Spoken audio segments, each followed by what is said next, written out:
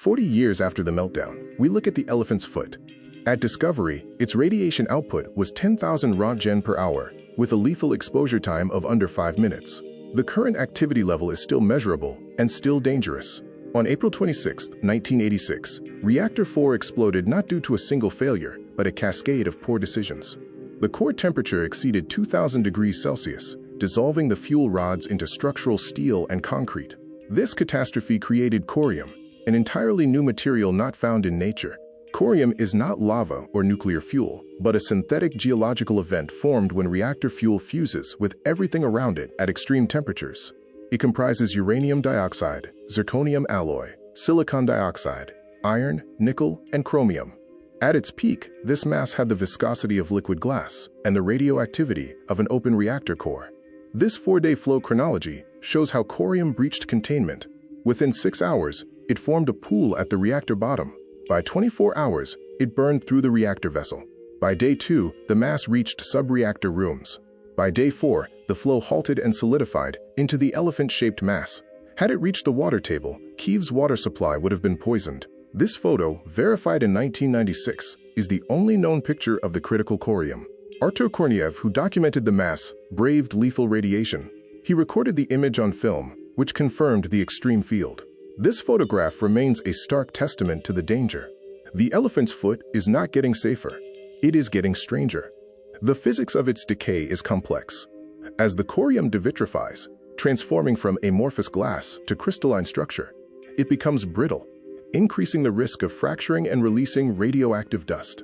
This process is actively transforming the internal chemistry. Containment efforts include the new Safe Confinement, or NSC, engineered to last 100 years, built over the structurally compromised 1986 sarcophagus. The NSC is a delay, not a solution, and was not designed to capture fine particle corium dust. It is the world's most expensive band-aid, placed over a wound that will not close for centuries.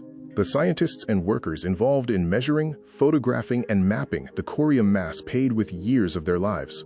Valery Legasov and Artur Korneyev, along with 600,000 liquidators, made immense sacrifices.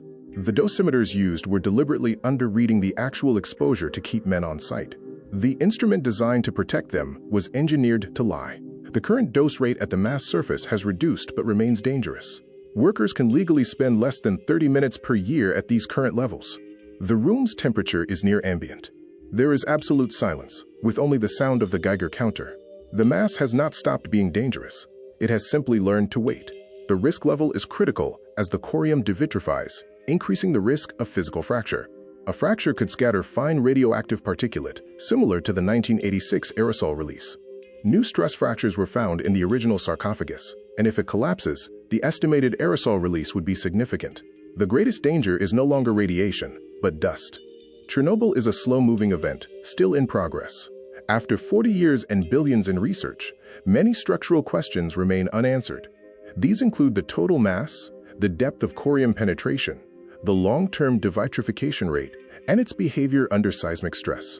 The most dangerous thing about the elephant's foot is everything we have been unable to measure. The current management status is a stalemate. With a half-life of 24,100 years for plutonium-239, unrestricted access is estimated for over 20,000 years. There is no cleanup or decommissioning plan, only management, dependent on international donors. The NSC lifespan is only 100 years. We did not solve Chernobyl, we inherited it and are passing it forward to future generations.